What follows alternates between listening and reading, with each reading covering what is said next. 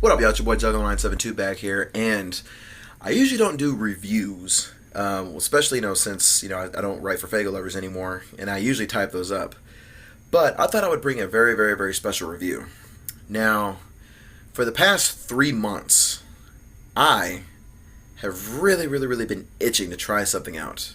It's made by El Segundo Brewing Company out in California, and it's made by none other than the man Stone Cold Steve Austin, or Steve Austin, if you will. Broken Skull IPA. So, let's review it, shall we? As you look at my Agents of S.H.I.E.L.D. pit pint glass, if you will, let's get right into this beer, for just reviewing this beer, though. Now, it's made by El Segundo Brewing Company, though, in a joint effort with Stone Cold Steve Austin as well, too. And the term Broken Skull, mainly comes from the Broken Skull Challenge.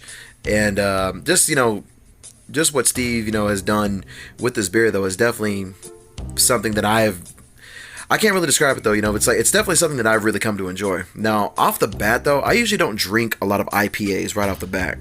But here's one thing I can tell you about this, though. This is probably the best IPA I've had in my lifetime at this point.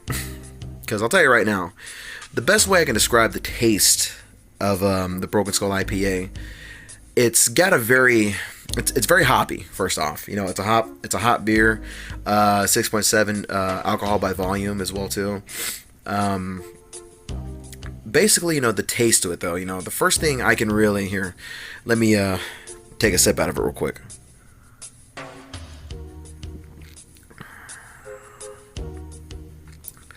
Now, the first thing that I taste though, of course, with every beer, you get a little bit of the salty-ish feeling as well too, but on top of all that, though, the first thing I taste a very orangey-like flavor coming through it as well too. It's kind of hard. It's kind of hard to describe, though, but most hops, because hops is a fruit.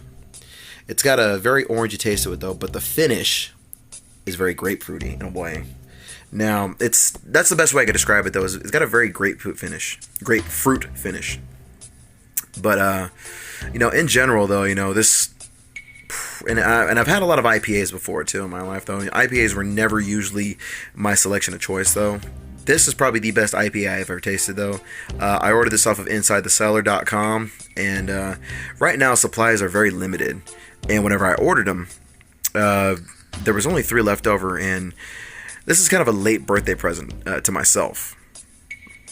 And I'll tell you right now, though, this is I know, I'm just sounding like a broken record, though, but this is a really, really good beer.